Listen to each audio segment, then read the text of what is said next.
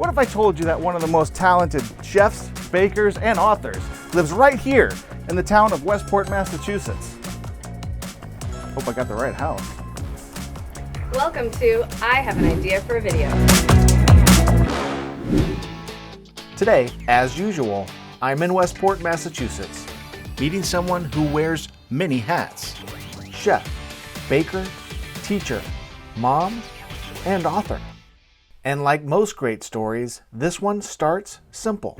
I think the first thing I ever made was the Betty Crocker cookbook buttermilk pancakes, and I think I was probably 7 or 8 years old, and it called for buttermilk, and I was like, I'm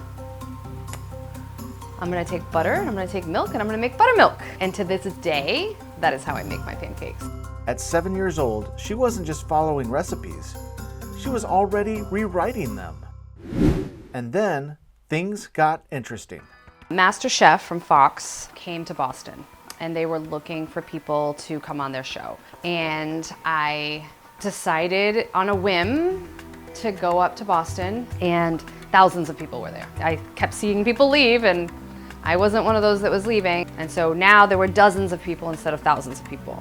They asked me to make a reel. Let's have like 30 seconds of you cooking, and let's show, it was a list like a mile long, and then they saw watermarks on my cakes that said Stacy Cakes, and then they ghosted me. Master Chef, you're lost. But the story doesn't end there. Maybe a year later, year and a half later, I get a call from Disney, and they asked me to be on a show that was like a competition show.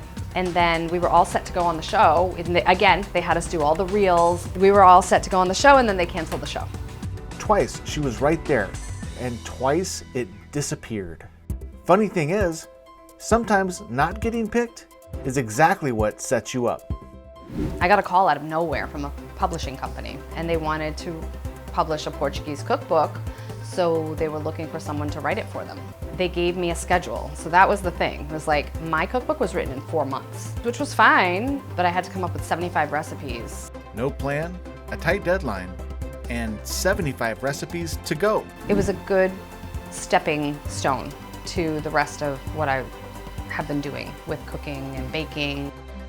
And then, Stacy Cakes. I had been doing custom cakes ever since my godson, who was 7 years old, I think, asked me for a Mario Brothers cake.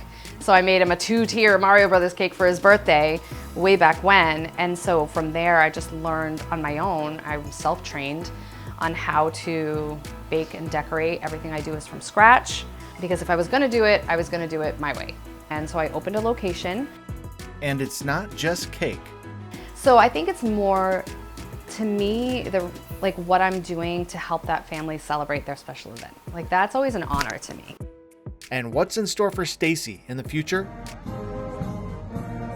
It's something deeply rooted in Stacy's cooking and culture. I was approached by a travel agency, and the travel agency asked me if I wanted to run a culinary tour, because they were looking for a personality within the Portuguese community that knew cooking and knew food. And so of course I chose my family's roots, and we went to San Miguel, Azores. I had a group of amazing people.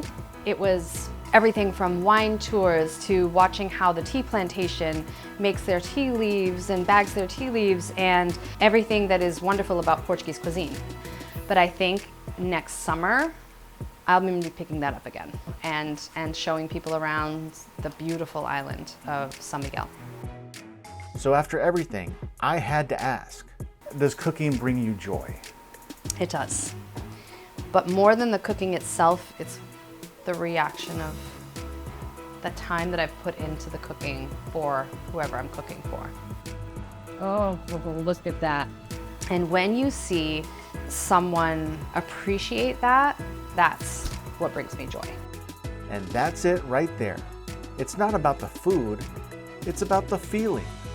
And sometimes, the biggest stories are right in your own backyard. Thanks for watching. I have an idea for a video.